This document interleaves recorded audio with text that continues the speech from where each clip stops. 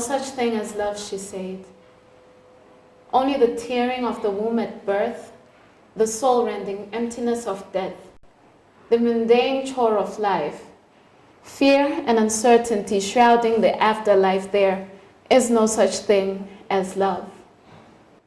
There is no such thing as love, she said, because love potions are just aphrodisiacs, and Viagra is how many minutes of happiness? Affections dissipate as quickly as they appear. Our appetites desecrate the apple that we hold so dear. There is no such thing as love. There is no such thing as love, she said, because love is God and God is divine. We blaspheme when we claim to love anything to the death, because love is God and God is life. But we desire to be gods, to conquer life.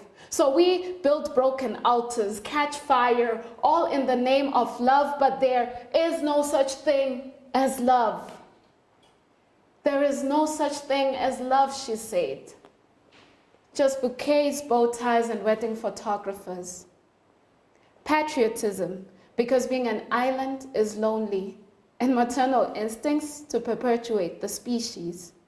There is no such thing as love. Tinashe Tafirenyika, everybody. You know what? I must have been like a poet in my previous life, because I was just listening to you and I got carried away. Welcome to the girls' table, Tinashe. Thank you. That piece was beautiful. Maybe you want to break it down for us a little bit before we get into our discussion today. Tell us about the piece that you did for us in the beginning. Okay, well, obviously the title is There Is No Such Thing as Love. Is there? I don't know, man. I don't know. Well, yet to find out. We wonder. But yeah, so I just liked how there's so many theories of what love is. So you find some people that say love is just an instinct. It's like the only thing that perpetuates the species, because if you don't like your kids, because kids can be really irritating, you'd kill them. And if we didn't have a sense, like biologically, I'm not making this up. And if we didn't have a sense of patriotism, and there's all psychology around that. So I was just exploring that maybe a lot of the things that we believe are love are just our own instinct or our upbringing manifesting itself, and we think it's love. Yeah, that's some deepness right there. A lot of free time. All right, so today we're talking, arts, poetry, women, change, social issues, and we're so grateful that you took this time to come and see us. But we also want to know from you who you are. Who is Tinashe? That's always a difficult question. And it's so funny because only you can know you, but when we're asking you about you, you're like, I have no idea. It's a constant learning curve. Absolutely. Like, today I think I'm this person, and then tomorrow I wake up, I'm like, what? You see, you poets, you artsy people, you're out here confusing us, because we know who we are every single day. But you arts people are like... I'm just a girl. Literally, I'm just a girl trying to figure stuff out. I like poetry, I like people, I love coffee. I have a very unhealthy coffee addiction. I probably need help. Yeah. I'll probably never get it. I'm not. And Team Natural, of course. Yeah, like I had to do braids. Sophia did my braids, like not off our hair, like so and they are so heavy. They're so heavy. I'm not used to this anymore. All right, so let's talk about your journey with poetry. Did you always love poetry? Did you always have a way with words? Is this something that you always knew that you're going to do, or did it just come from nowhere? Well, okay. As a kid, I would write. I was a bit antisocial. I was the quiet kid because, I was a nerd. That didn't help my cause. But I never imagined myself performing poetry. Okay. So you would write for yourself, you would class? I'd write for my classmates, wanted to impress girls. I used to do that. I am so proud of that. Okay. My origin story. So yeah, if it wasn't for me, some guys would have never gotten girlfriends. All right. At high school. So do you view your work as a job? Do you view it as an art? Do you view it as a lifestyle? What does poetry mean to you? It's a labor of love. It's something that I do because I believe in it. I believe in its capacity, and I believe I have a responsibility towards it. It's something that I should guard and preserve and make sure the best version of it comes out for the people. So, yeah. So let's talk about writing, because you write your own work. Yes. What inspires, like what do you write about? Like, do you have specific things that you write about, or whatever comes to you, you pen it down? Well, okay, one of the things which I believe gives my work a sort of edge is my range. Like when I go on stage, you don't know what I'm going to talk about. Yeah. I could talk about love, I could talk about politics. It could be a nonsense poem, a poem about absolutely nothing. It could be just to show off wordplay, or, it could literally be about the studio lights. So I write about anything and everything, because I believe everything is poetry. Everything has a certain rhythm and a tempo to it. And my work is just meant to capture that and put it in words. So as Africans, as Zimbabweans, we've been accused of not writing and not telling our stories, which is why, the outside is telling our stories and most of the time distorting our stories. Are you writing about the Zimbabwean story? Of course. Absolutely. Course. Like, okay, already, because I'm Zimbabwean, 1, 2, I am in Zimbabwe. Everything I experience is the Zimbabwean story. It doesn't need, people have this illusion that for the Zimbabwean or African story, it has to have dashiki in it, or be big and be revolutionary. No. The fact that, that's Africa, that's my reality. The minute I mention that in my work, that's the African story, and I've told it, and no one can tell it better than me, because I'm here. I'm living it. This is real for me. It's my reality. Right. So I would like to believe that most of my work tells the African story. It may not be overly African or stereotypically African. Yeah. But because what's stereotypically African? Because I had a conversation the past week about cultural erosion and cultural misappropriation and cultural exchange, and our youth has been accused of losing their culture and their Africanness and wanting to be more white than we are African in Zimbabwe. And what do you have to... Okay, we can't deny the effects of colonialism and slave trade. One of the things that you do when you're colonizing a people, you take away their language, you take away their culture, which is why I believe it's very important to preserve our languages and our cultures. I always get heartbroken. I'm not saying I want to tell people how to raise their kids. I don't have kids, I know nothing about that. But I get heartbroken when I see a 3-year-old who has impeccable English and no native language. The English language will be fine. The Queen will preserve it. All of UK, half the world is preserving it. Who is preserving your language if you're not teaching it to the next generation? So I feel like we should be aware of the fact that our culture has been taken from us, and it should be an active process of trying to rediscover it, reconnect with who we are, and not just reconnect with what our people used to do in times past, but decide where should we go from here? What do we do with what we have? What will be new for us? So yeah, I know we've been accused as the youth, but I like to believe we're finding our way back, and we're finding our way forward simultaneously. Yeah. Do you perform in your native tongue at times? No. I sound so much like a hypocrite right now. Okay, there's this quote that I saw. I'll paraphrase it. It was on Tari Ndoro's status. Tari is this gorgeous writer, amazing girl, and it was saying that people should not be alarmed by the fact that we write in the English language, because we intend to do unspeakable things with it. So just because I'm writing English doesn't mean I'm for colonialism, or it doesn't make you less African than the next person. I am using my language to preserve my culture, my history, or I'm using this language to preserve my culture, my history, and my experiences as an African, as a Zimbabwean. Let's talk about arts, poetry specifically, and Bulawayo. Is Bulawayo nurturing enough, a fertile ground for artists and for poets, and for female poets specifically, from your experience? In my experience, Bulawayo is an amazing place for poetry. Yeah. I know I shouldn't say that. Everyone's always complaining, oh, Bulawayo is this, Bulawayo is that. Bulawayo has one of the biggest poetry audiences in the country.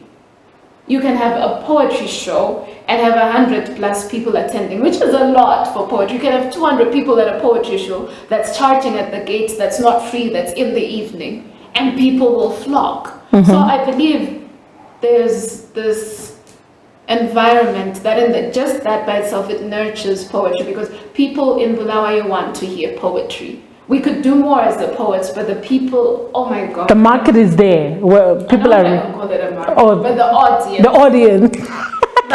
People want to hear poetry. People here love poetry. Yeah. It's beautiful. I love it. So tell us about the platforms that you've been on, that you've managed to express your art. Well, I don't know. Okay, I think I'll always go back to the first big platform I had. This was in 2013. I started performing that February, and this was in September. Like before February 2013, I'd never been on the stage doing poetry. And in September, I'm at the house of the Shoko Festival Poetry Slam. And you have these people from all over the world, and you're slamming with those people. You're just this little girl who's trying, to find your way. Yeah. And then I made it to the final round, which was awesome. And for me, I feel like that's one of the things that set the trajectory for my career. The fact that someone looked at me and was like, out of the many poets we could pick, let's pick this one. And let's put her there on top with all the big names, with all the guys who've been doing this for a while. So, yeah, I've been privileged to be on some. I did in Dwasa, and when I came back from uni, it was amazing. It was amazing. I felt like I am home, you know, and my sister came all the way from Marodera to come watch. Yeah. My sister's amazing. Seriously, she's awesome. And it just, but then my afro was still long. Everything was beautiful. Everything was beautiful. Yeah, everything was perfect.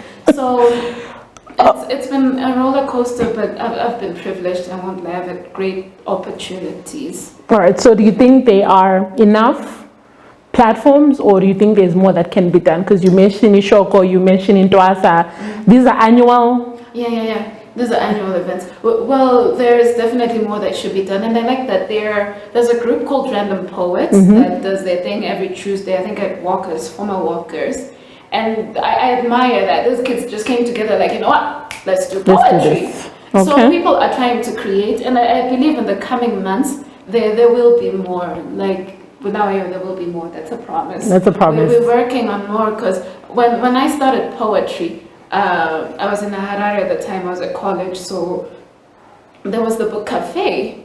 So every month there'd be House of Hunger, and then the other week there'd be Sisters Open Mic, and then there'd be some other events. So I got to perform a lot, and I believe that's one of the things that contributed to me becoming the artist that I am. So I believe we have to create those kinds of regular platforms so that the artists who are there, we have a lot of potential. You have no idea. It's crazy. I'll be out of a job soon at this rate. At this rate. Because the youngins are doing the most. But yeah, we need to nurture that. So hopefully in the coming months, we'll have more programs to integrate the upcoming talent. All right, so fast forward years later, NAMA nomination and subsequent win.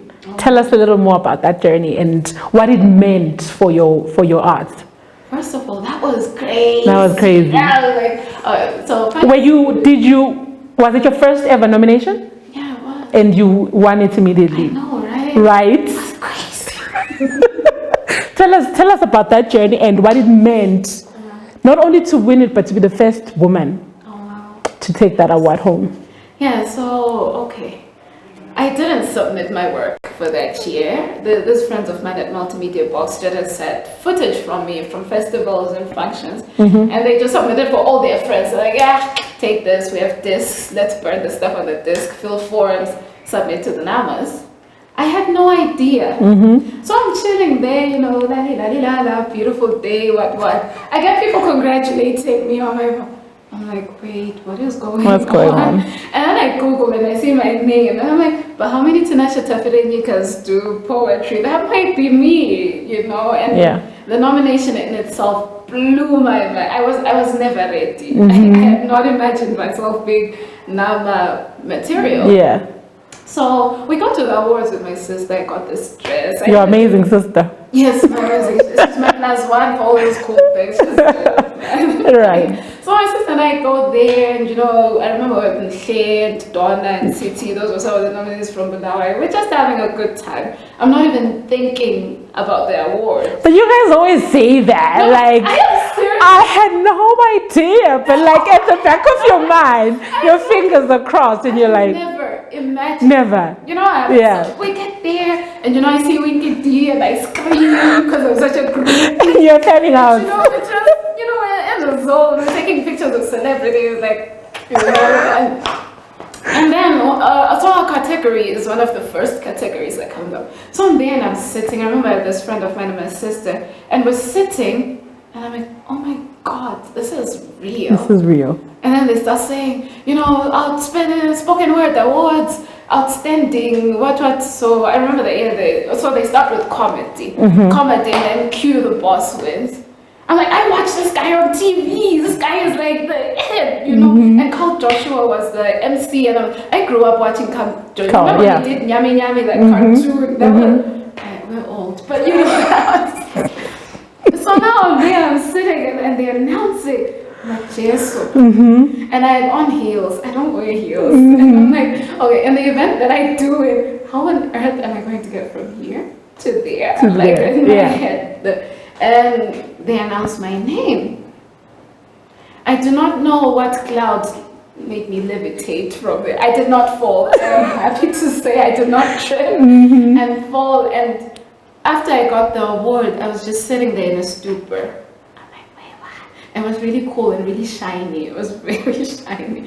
And it took me a week to realize what just happened. Yeah. So after the awards, there was a shuttle taking us back to the hotel. Yes, we were in a hotel. There was a shuttle. Tinashe, you're killing me here. No, you want the story. I'm telling you the story. Okay, like, continue.